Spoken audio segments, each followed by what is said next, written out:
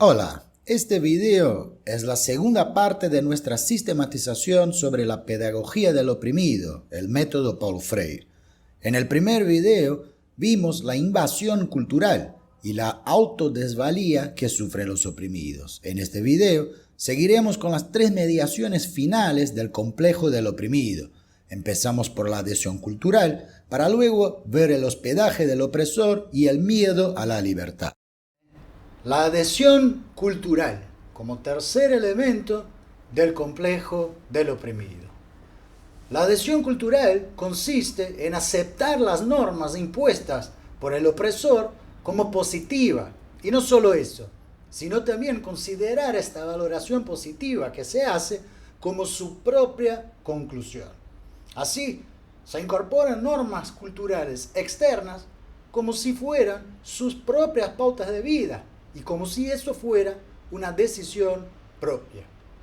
Dado que los opresores prescriben la finalidad de la vida del oprimido, el propio oprimido carece de propósito al vivir. Y cuanto más la población se adapta a los fines que les prescriben las minorías dominantes, más carecen de finalidad propia. Los opresores prescriben la conducta de los oprimidos cuando estos adoptan como su finalidad obtener el nivel de vida del opresor, encarnando para eso los valores y la conducta de las clases ricas. Sin embargo, al encarnar la moral y la condición deseante del opresor, el oprimido actúa de forma contradictoria con su propia realidad, porque esa asimilación de valores de las clases ricas no es coherente con su situación existencial concreta. Así, la adhesión cultural hace que el invadido no tenga autenticidad, ya que su conducta no coincide con su realidad. La adhesión cultural, entonces, constituye al oprimido como un ser para el otro, un ser que existe en función de otro, porque ese otro le prescribe como él debe ser. En cada una de sus actividades, el oprimido actúa en beneficio de sus opresores.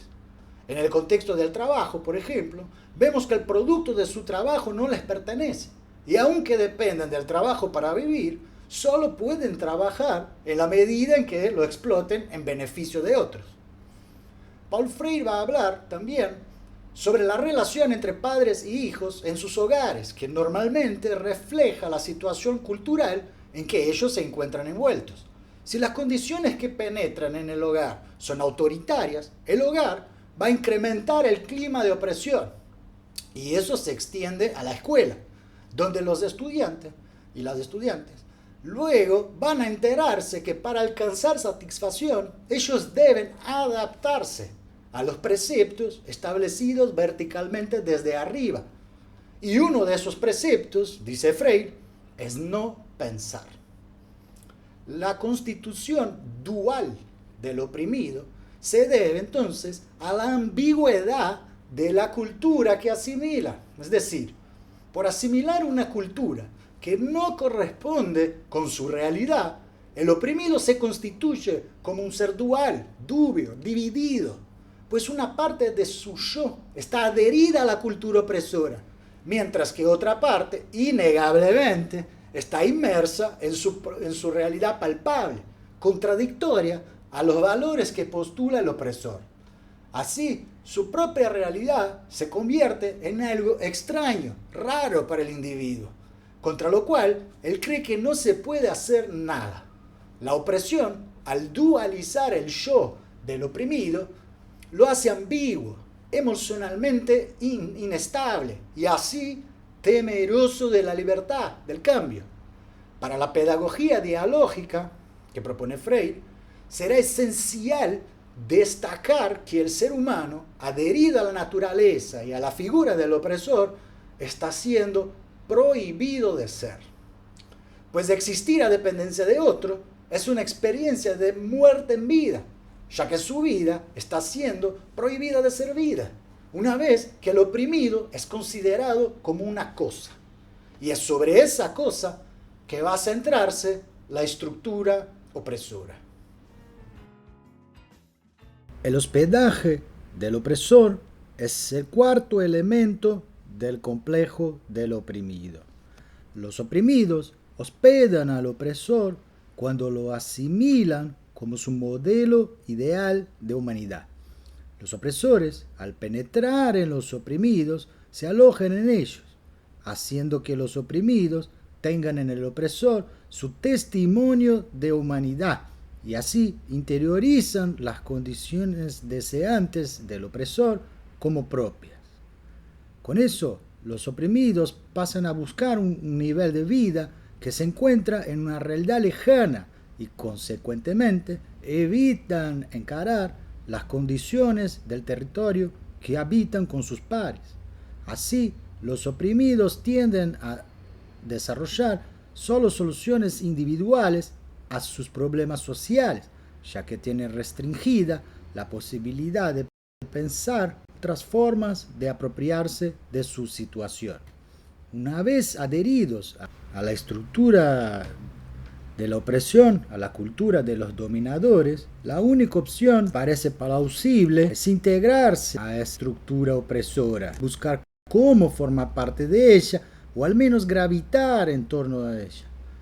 De este modo, la adaptación constante aparece como la única solución factible.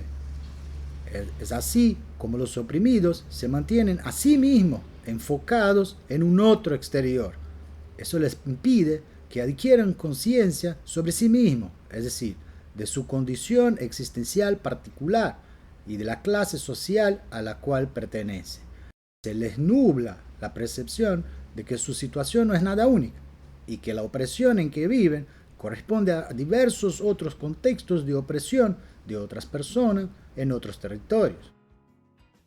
Como el oprimido hospeda al opresor como su ejemplo ideal de ser humano, y todo su ser se desarrolla en el juego de esta contradicción, en esa ambigüedad, entonces el oprimido reproduce la opresión que él mismo sufre, porque no ha aprendido a otra cosa, otra forma de portarse en el mundo.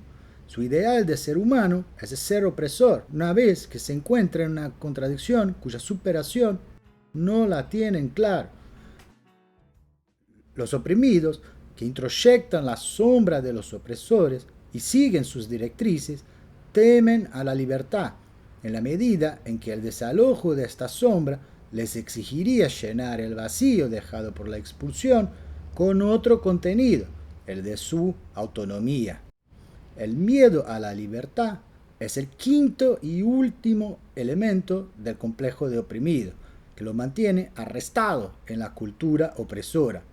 En su ambigüedad, temen caer en una especie de vacío si deciden descartar la visión de mundo tan bien estructurada que les impuso el opresor. El miedo a haberse precipitado a un abismo equivale, pues, al miedo a la libertad.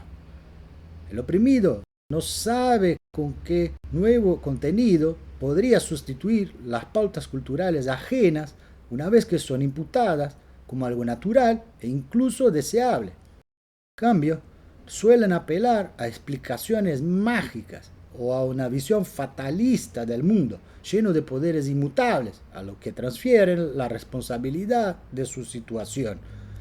La emersión de la conciencia de las poblaciones oprimidas, que es el objetivo de la pedagogía del oprimido, se produce a través de un proceso grupal desarrollado por la acción dialógica. Pero eso requiere que el oprimido se reconozca en su ambigüedad y asuma el riesgo de enfrentarla, de enfrentarse a su situación inauténtica como hospederos del orden opresor. Primero, veremos cómo la percepción del mundo se transforma por la separación entre la conciencia del oprimido y la del opresor, que son opuestas. Luego, los mitos de la estructura opresora son expulsados, conservándose solo como espectros míticos en la nueva estructura subjetiva, lleno de otro contenido propio, auténtico.